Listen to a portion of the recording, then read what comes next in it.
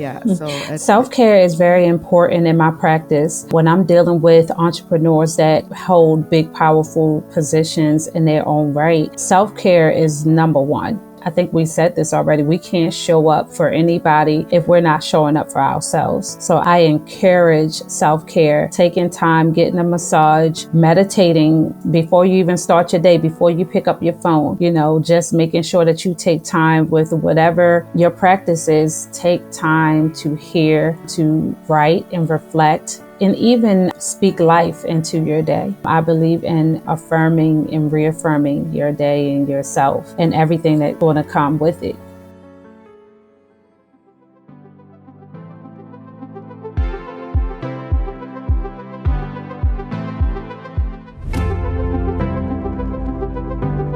Welcome to the Unfiltered Minds Podcast, the only culturally diverse podcast where we discuss ways to destigmatize mental health, as well as promote self-seeking behaviors amongst our youth and family members struggling with ADHD or depression. Now, here's your host, Jane Levy. hello, everyone. Welcome to the Unfiltered Mind Podcast. This is the platform where we discuss ways to destigmatize mental health, as well as promote self-help-seeking behaviors amongst our youth and our family members. Let's welcome our guest speaker for today, Mrs. Cook. She is the founder of Position to Prosper Coaching Services. Welcome, Mrs. Thank Cook. you for having me. It's a pleasure there. Would you tell our viewers and our listeners a little background information about you and what you Yes, do? of course. Thank you for having me again. So my name is Tria Cook. I go by Coach Tria, and I am the creator of Position to Prosper Coaching. I am a wife, a boy mom, and I help people basically discover and to start to demonstrate and dominate in their particular fields. Wonderful. So you are the purpose coach. Yes, Is that correct? they called me the purpose coach / the purpose pusher. So I read a little bit about you, Mrs. Cook. I'm going to refer you to Mrs. Cook. I saw your family's picture on Facebook. You have a beautiful Thank you. family, I must have to Thank say. you. And you have interesting life Yeah. growing up.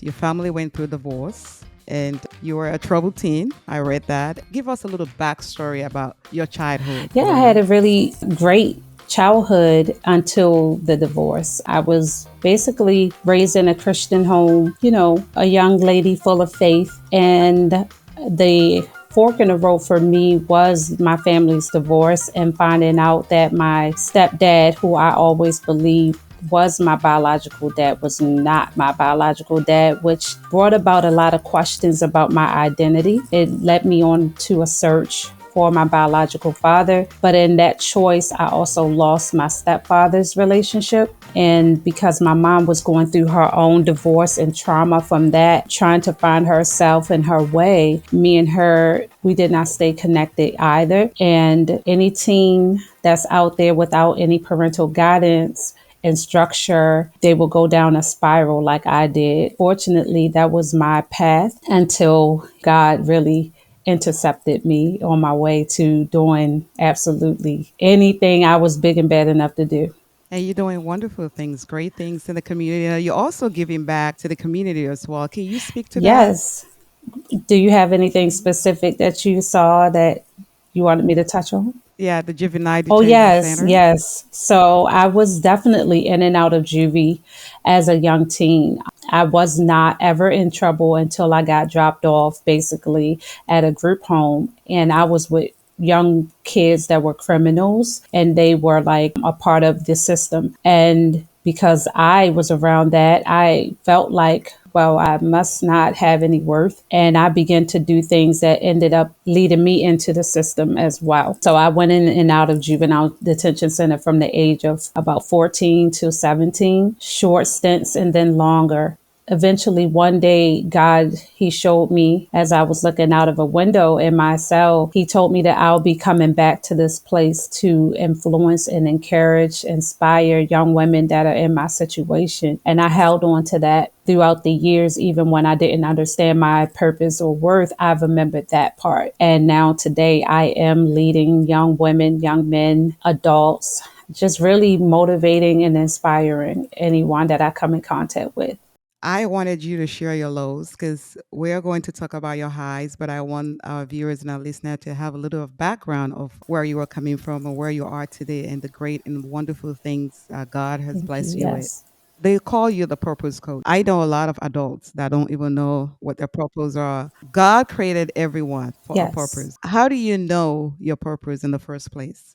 Well, I believe that you know your purpose when you're absolutely doing the thing that makes you feel alive. That thing that only you can do, that no one else is created to do. That thing that you can do without even getting paid. But because you're in your gift and because you're in your flow, I believe money will be attracted to you. I believe that everyone, like you said, are born for a specific purpose. And so the reason why I push purpose is because I believe that if we're here on earth, we owe God. We owe Him, the one who created us. I believe we really do owe Him everything. We owe Him to find our way and find our path and execute in that particular arena so that we can bring about fruit for Him and to help Him help others, through us. So it's a law of reciprocity that I know is so fulfilling once people finally get it. I agree. It took me a while after reading Rick Warner's book, The Purpose Yeah, Driven Life. And that book really does a better understanding of just finding your purpose and just following it. Because sometimes we know our purpose, but we don't want to follow that purpose because, again, you might be in a career where following your purpose will not make you the money that true. you're expecting, Yeah. the lifestyle. It makes you happier. You're much happier when you definitely follow your Yeah, purpose in I life. believe so too. And then you're in the coaching business. And today we're talking about entrepreneurship and mental health. Is Yes, that ma'am. correct? So, what are some ways we can do destigmatize mental health in the Black and Brown communities? Well, first of all, I believe that it takes a village to raise Hmm. a child. And then we have to understand that we are all children that became adults. Like I know me and you, we're adults now, but we were once a child. And I believe that saying of what happens in our house stays in our house, to me, I think that that was very crippling to the Black and brown community, where we keep secrets and we don't admit that we need to talk to someone, or we were frowned upon when we told someone our business. And that was really traumatizing. So I think that we need to tell our children, teach our family members who we have influence over, that it takes a village. And sometimes it's going to be people that you need to talk to. And it brought me to a scripture in Proverbs 11 and 14. And I'll paraphrase it, but it says, where there's no counsel, the people fail, but there's wisdom in a multitude of counselors. So I believe that if we accept the fact that there's wisdom that maybe our moms don't have, our cousins don't have, big grandma don't have, or big mama, I mean, there is counselors that can help. There's therapists that can help. So I believe we need to take the negativity out about holding secrets and know that there is wisdom in a counsel. Yeah. There's not too many movies out there, programs that highlight people dealing with mental health challenges. So, us as individuals, we have to educate ourselves and we have to know what's normal. Because I remember you were in an interview, you talk about trauma bonding, where you are going through the same things and your friend groups are going through the exact same thing. And when you talk to them about what you're going through and they tell you, oh, girl, you're going through that. I'm going through the same Right. exact same thing because they don't even know what normalcy is. And then we're all sinking, and no one is strong enough to get us out. Yeah. So let's talk about risk factors of mental illnesses. Mental health is the number one reason why entrepreneurial failed in business, Wow. and no one is talking about it.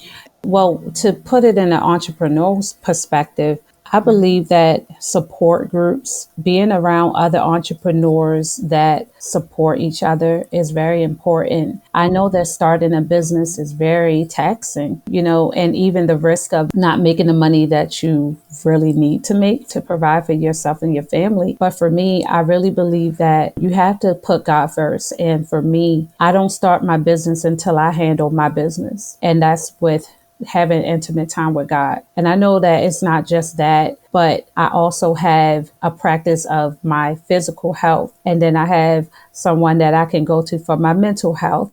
I'm also listening to podcasts, and I'm always fortifying myself so that I will never be, as an entrepreneur, pouring out of an empty cup, so to speak. Yeah, because we show up better, productive, and more creative and happier people when we take good care Yeah, for our well-being. totally. A lot of times we do focus on physical health and we just ignore our mental health and then just run into business and think we're going to be successful. But all those other aspects of life has to be in place in order for us to even be successful in life. Yeah, you don't want to burn out. You know what I mean? We don't want to burn out. And before we know it, we didn't take care of our mental health and we're just unraveling. And then we have to close our businesses. That's very unfortunate. So the high stress of lifestyle of entrepreneurs can lead to mental health problems. What kept you going right now in your business?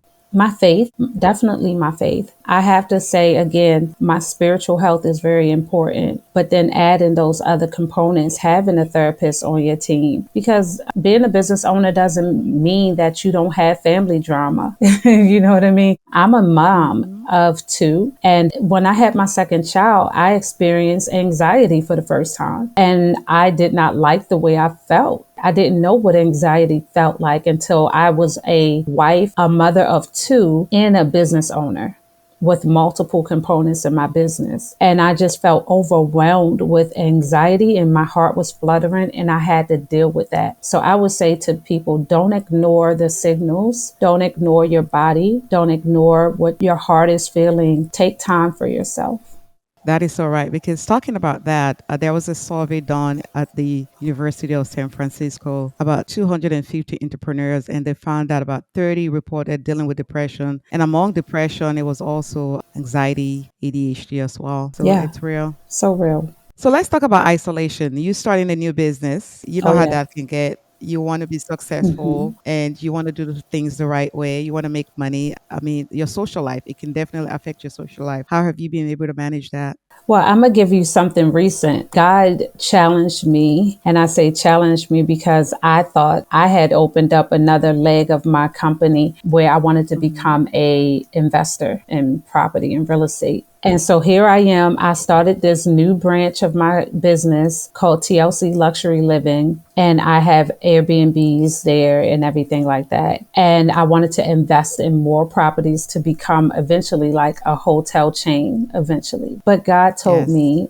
you're going to go to school to become a realtor. And I was like, no, I just want to be the investor. I don't want a license. I don't care about going to school. Like, I don't have time for that. But I obeyed ultimately. And I just recently passed the exam. To answer your question, I knew that I had to lock in. And I knew that locking in to achieve this dream and this goal, because apparently God has something bigger than what I imagined just as being a regular investor. I knew I had to lock in. And when I had to lock in, I had to turn down some invites. I had to really study the law. And at first, I was trying to stick with hanging out and just do a little bit of studying and trying to wing it. But I failed the class the first time because I didn't understand the importance and the severity of learning these laws and codes. And so the next time around, when I went back to class, I had to tell my friends, you know, if you really love me and support me, then you have to understand I'm going to be locked in for the next 90 days. I have to get this. And people were very, very supportive, but I didn't feel isolated. I felt like I had a goal. And that goal was more important than necessarily being a social butterfly. I can play later, but I was very focused on achieving the goal. Well, congratulations on passing Thank that you. exam. You also do offer other business courses, Finding Your Path, Yeah. Mastermind,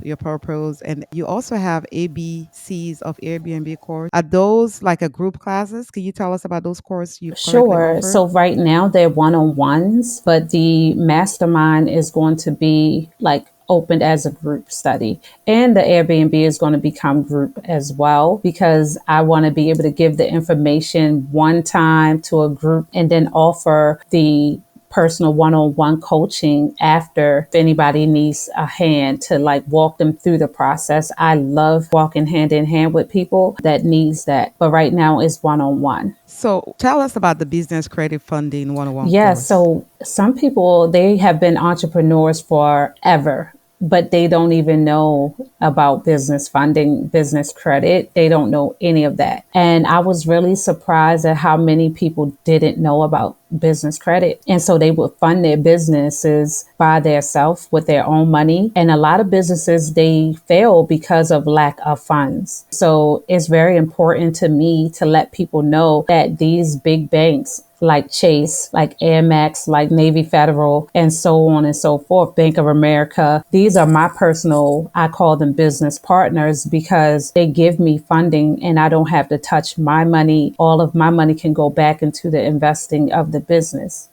So you help them go through the Yes, entire ma'am. I process. help them to basically formulate their business, structure their foundation accurately. Did you know that some people, even today, I was speaking to people about, is your LLC even up to date as far as taxation and assessments? Did you pay that 300 in Maryland is $300 to make sure that your business is in good standing? And a lot of people don't even know that. So I find myself doing the ABCs, the basics to make sure that people's foundation is correct. I'm definitely going to refer some friends over Yeah, to you. thank you. They'll be in good hands. So you're doing some coaching with executives. What are some effective ways you are actually helping them cope with entrepreneurial stress?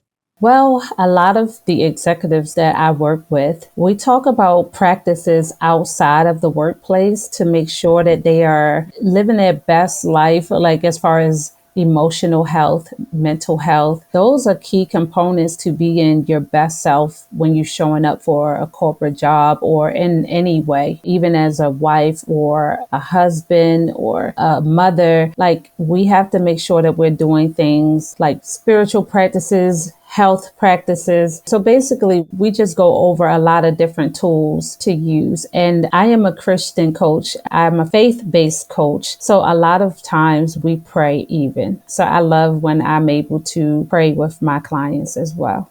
That's nice because for everybody, self care can be different. For me, self care can be meditation. For some people, self care can be just chilling and just Yeah. watching Netflix. Yeah. So Self care is very important in my practice when I'm dealing with entrepreneurs that hold big, powerful positions in their own right. Self care is number one. I think we said this already. We can't show up for anybody if we're not showing up for ourselves. So I encourage self-care, taking time, getting a massage, meditating before you even start your day, before you pick up your phone, just making sure that you take time with whatever your practice is. Take time to hear, to write and reflect, and even speak life into your day. I believe in affirming and reaffirming your day and yourself and everything that's going to come with it. I believe that. And we have this notion, the misconception that therapy is only needed when we have issue. Can you Oh speak to that? man, I like to check in just because I want to make sure I'm okay. And me and my therapist have grown to like really, really bond. So I don't wait until there's an emergency. I like to do or call it preventative maintenance. So I want to make sure that my heart posture, my mind posture is right. It doesn't have to be an extreme situation that happens that make you want to just call your therapist. Sometimes we might have a conversation that is just about our day, and just to unpack is necessary sometimes, just to unpack and to feel heard and to feel like what you're thinking, your process was not wrong or you're okay. I like to just check in. I agree. And also sometimes just to get a new Oh, for perspective, sure. right? Sometimes our friends can be a bit biased, but you want a new somebody who is not going to be biased, who doesn't know you and can just tell you as it Totally, is, tell you the totally. truth. And that's one of the major things that I appreciate about therapy. You have an unbiased person that will tell you clinically or professionally, hey, you should try this, or you should not try that, or whatever they would do to help you through your process. So let's talk about you. You're doing a lot of things. You're a mother, you're a wife. A lot of entrepreneurs struggle with Hmm. that. Keeping a home, running a home. Your mother is supposed to be nurturing. How are you jungling all that? The business aspect of things. That's so funny that you said that because I do a lot. I would have to say it's okay to be a jack of all trades. And I say, but I'm a master at all. because I take my time. I don't jump to the next thing until the other thing that I was doing is an autopilot. So I never take on any more than I can chew. I say no to things that does not benefit me and is not going to be the cause or my purpose. So I would have to say you have to be okay with saying no. I get offers all the time about joining multi-level marketing firms, and I'm like, that is not my calling. That is not my grace. But what I am doing, I'm doing it at the top tier. So I say no to things that doesn't serve my purpose. And I'm okay with that. Again, I make sure that whatever like for instance, my Airbnbs, they run themselves. I only had to put part-time energy into that. I mean, full-time energy, but part-time hands-on. As much as possible, I try to make sure my businesses are passive. So I get myself out of the position and give the position to someone else so that I can keep on making acquisitions. That means you outsource a Yeah. lot.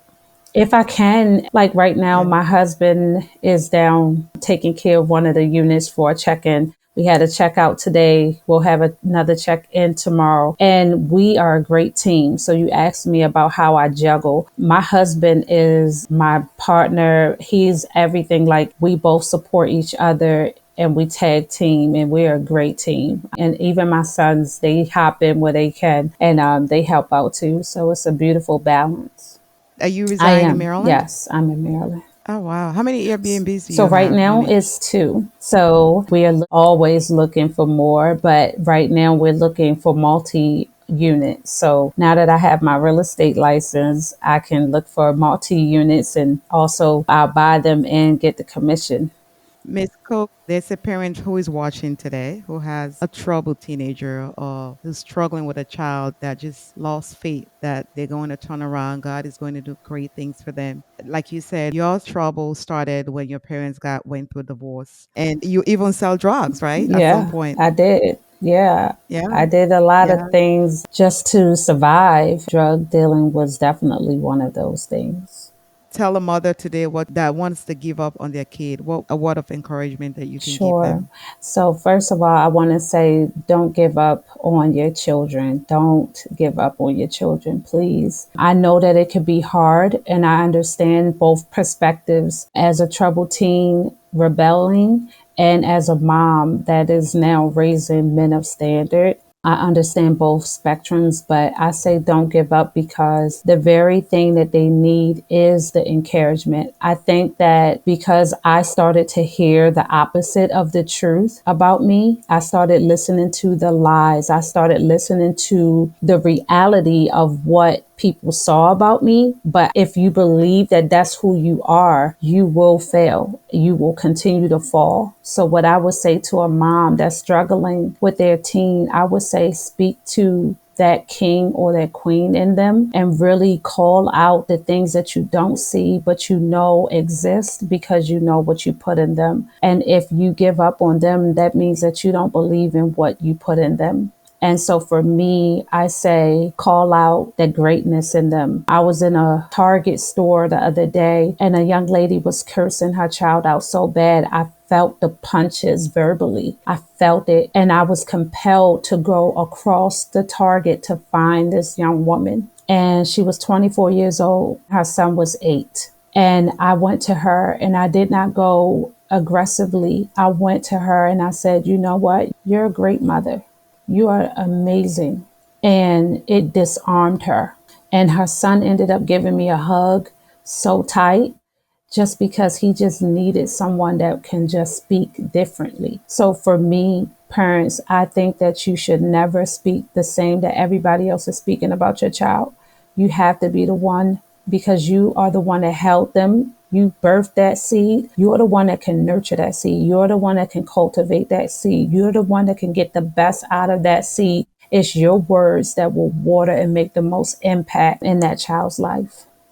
And that's wonderful. Speaking about that, when you started therapy, how long were you in therapy for? I was consistent in therapy, I think, up until recently. So now I just do check ins. But during the pandemic, I really tapped into therapy like never before. I had done it before, but I was like 2 years, 2.5 years into the point that she was like, well, we can end our sessions. And I was even keeping them going because I just enjoyed meeting with her. But now we just do check ins if necessary. Right, right. So what's your process like? Walk us through your intake process. Let's say somebody wants to reach That's a out to great you. How question. does that No work? one ever asked me that, but my intake process is really in depth. Someone would give me a call, or maybe they'll go to the website to book intake. It's usually 15 minutes. It says 15-minute free session, but it's never 15 minutes because it's so in depth. I would ask them a series of questions. Those questions will really let me know if we are for each other, because everyone may not be for me to help, but I can refer them to someone else or whatever. They may not even need me. I could just give them the information right then and there that can send them on their way. So my intake process really deal with the heart of the matter. The questions that God gave me for my clients is to extract purpose and the reason for their existence. And by the time we get off the phone from our intake, I believe that their life is impacted. So even if after the intake, I usually send them the link to sign up for whatever coaching program and whatever time slot they want, because I do have like packages, but then I have a la carte. Even if they don't come back to book, I believe I either planted a seed or I watered their seed. And no matter what, an encounter with me just on the intake, because I believe that I'm sharing the heart of God and I'm asking the questions and I'm not clock watching, but I'm very in tune with their identity and their purpose. I believe their life is changed. Let's say you have a client that doesn't believe in Okay. Jesus. How I do you work have around that? had clients that didn't believe in Jesus and did not also maybe have the same faith, or maybe they were struggling in their faith. I've had people who connected, reconnected, rededicated their life to Christ because they never had the faith feeling that I give, that I share, that I offer. First of all, I respect everyone's religious beliefs. Okay. First of all, I don't pressure people. I don't have an agenda. I am just me, and this is my gifting. And I let people know at the intake, ask them their spirituality, if they have a religious belief or background. That way I can respect. But then I let them know my name is Tria Cook and I am a faith-based coach. A lot of things that I say is going to be filled with faith. You're going to be activated. If you haven't been activated before, you will be activated. You will not want to sit still after you talk to me. And I believe that the foundation of every religion is faith in a way. Yeah. So even if they don't believe in Jesus Christ, they feel the faith. And I believe that it sparks a question in their mind like, who is this Jesus? And if I can show them Jesus, I'm even more happier. It's Yeah, I beautiful. love what I do. Beautiful I can response. do it all day, and it's not about money at all. I'm really living my purpose. Yeah, I can just see the passion in your voice. Thank you so much. Jay. So, any word of advice for a new entrepreneur who is just started? You've been there, and any words of encouragement for them? That's our last question. Awesome. Yeah. If you are just starting a business, I want to say congratulations, because you have done something that was super bold, so unique and original. So, first of all, congratulations. I would like to give you a word of encouragement to say, do not feel bad if you're doing something that someone else is doing. The reality is, no one has the secret ingredient that you have. That's the special sauce that God gave you. So please make yourself as unique as possible. Stand out from the crowd. There is a McDonald's and a Burger King and a Chick-fil-A, a Checkers on every other block. So there's room for everyone to eat. I say be authentically yourself and walk in your purpose. Do not conform. Do not try to copy. Don't pretend, just be who you are, and you'll find your footing and your people will find you. That is fantastic, Ms. Cook. We just want to thank you so much for joining us today. Thank you for your time. And I hope our viewers and our listeners will resonate with what you share here today and just give somebody hope. and actually reach out to you to help them with their business Feel funding free. and coaching. Any last words for me or I anything just else want to to say add? thank you for your podcast. It's so impactful, and I believe that this conversation is going to bless someone. I would be honored if any of your listeners become a part of my program. If you feel led to, please do. Can I share how they can get in touch? Okay, Yes, so you please. all can go to www.position2prospercoaching.com, and you can find me at Trea Cook, TREYACOOK, on all social media except TikTok right now. People are talking me into it, so I may go on there. But yes, I would be honored to have you guys a part of the Position to Prosper family.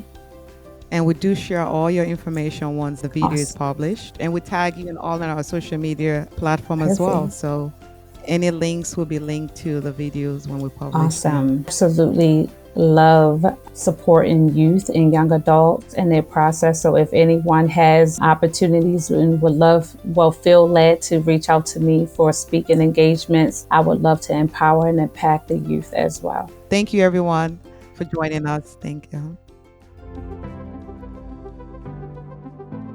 Thank you for listening to Unfiltered Minds Podcast.